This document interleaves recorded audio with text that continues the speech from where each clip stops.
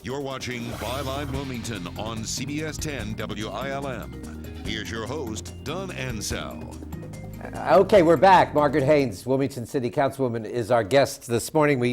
Before we went to break, we talked about that little hubbub that was raised about the city restricting citizens' right to speak during a council meeting without giving more than 24 hours notice. Some say it violates the First Amendment rights. What do you think?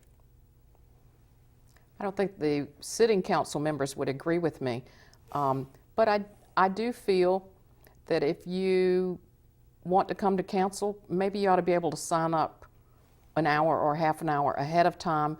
The clerk needs to make sure, there's certain things that the clerk needs to make sure that you're a city resident or you have whatever, but there's certain things she has to check. So there needs to be a little lead time. And should it be cut off? I mean, you could, if everybody that wanted to speak sometimes spoke, you could be there till 3 in the morning. Right, I can see that there can be a time limit on it, maybe the 30 minutes, 45 minutes. We haven't really talked about this. I haven't talked to any of the other council members about this, so I'm really sort of just shooting from the hip. But my personal opinion is that if you're interested enough in your government to get up and come down there, that's our job, is to listen to the citizens and to be responsive. And it would be okay with me to allow people to that evening or that day decide that they would like to participate in the process. The city's banking on the new convention center to attract more visitors to the city. And we're in very hard economic times. Companies are cutting everywhere. Any concern that the convention center might not be able to attract business for some time? No, absolutely not. I think that it's a great time to be building. Builders are looking for work, subcontractors are looking for work. This is a great project right now for the city of Wilmington. It's our own stimulus package that we are creating jobs through the construction process. Those jobs will change as it continues to move on with the subcontractors. So it's a great stimulus package, good time to be building. But I mean, we have companies, large companies, canceling trips for perks for their employees every day. It's making news. You don't think that could affect the convention center bookings? I think that it's the business cycle, and that we probably, our timing, let's hope, is going to be great, and that we're building at the bottom of the cycle.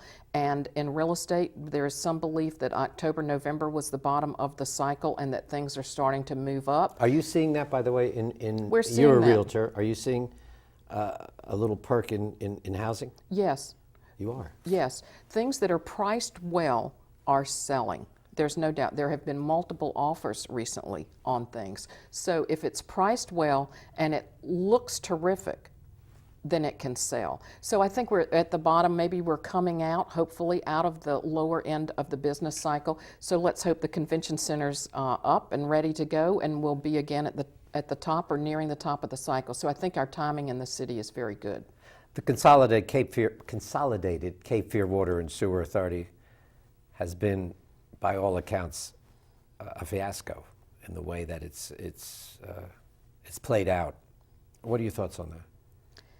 You know, that was done before I got there. I'm not a big fan of authorities because it takes the accountability away from elected officials. Now, I understand that combining this, that hopefully it will provide an economic benefit.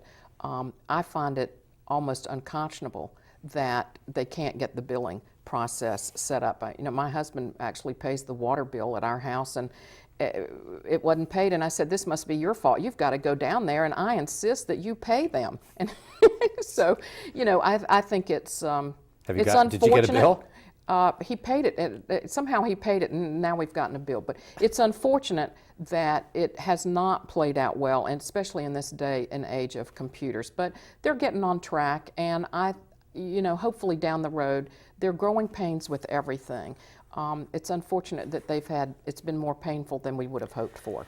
Another very controversial issue is the Titan Cement initiative to build the country's fourth largest cement plant in Castlehane.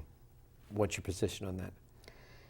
You know, it's really interesting. In the last week, I've gotten about 150 emails. They're all you know, a standard email, and people just put their name in it and mail it to you, but I've gotten about 150 of those.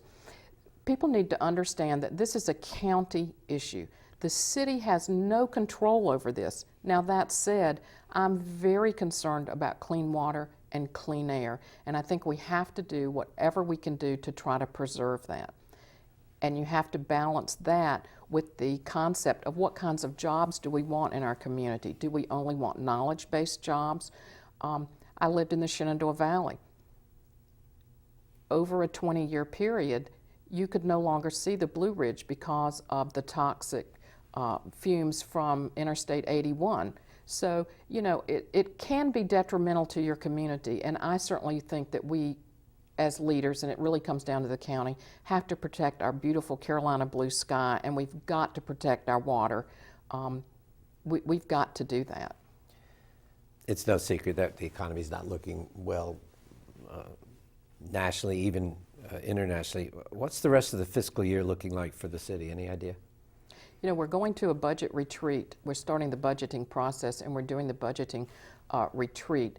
And I really am going to have to, my learning curve has been so steep that I really have not focused yet on the budget. And we're going to the retreat, and I will really start reading and studying that.